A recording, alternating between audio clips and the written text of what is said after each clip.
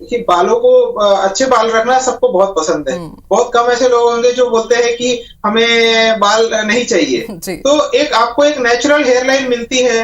आप जैसे अपने बालों का केयर करते थे, जो सबसे बड़ी बात, हेयर ट्रांसप्लांट करने के बाद आदमी को अपने यंग डेज की याद आ जाती है कि वो यंगस्टिंग में यंगस्टर्स रहते थे जब कैसे दिखते थे।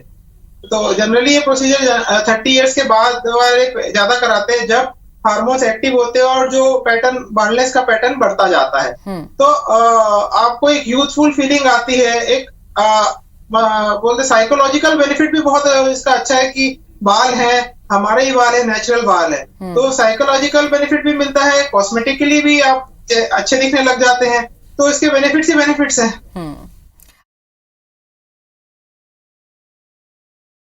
दायरा नहीं है, क्योंकि किसी किसी के कुछ यंग लोगों के बाल भी बहुत जल्दी झड़ते हैं।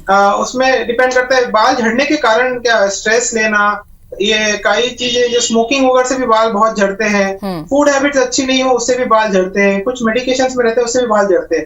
पर जो नेचुरल जो हेयर लॉस होता है या बार्डनेस होता है, वो ऑलमोस्ट 25 से 30 के बाद ही स्टार्ट होता है, जो उसको हम लोग बोलते हैं मेल पैटर्न हेयर लॉस।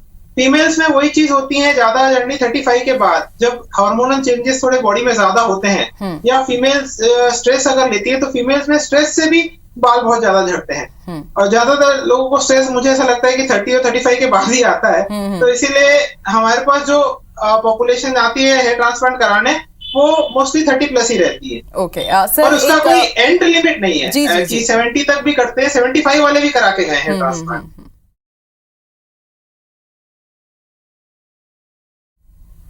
जो पोस्ट ऑपरेटिव केयर की बात कर रहे हैं, जो हेयर ट्रांसप्लांट करने के बाद हम लोग 3 डेज तक तो एक कैप या हल्का सा लाइट बैंडेज बना के रखते हैं। अच्छा। 3rd डे से हम लोग शैम्पूइंग अलाउड कर देते हैं। बालों में आप जैसे आप नॉर्मल वो करते हैं, लाइट शैम्पूइंग कर सकते हैं।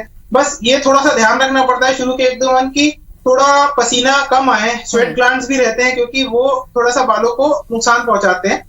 थोड़ा पसीना कम आए, बाकी जैसे नॉर्मल आप बैर करते हैं, कोम्बिंग जो कंघी करना बोलते हैं, वो भी हम लोग 4th डे से करने बोल देते हैं।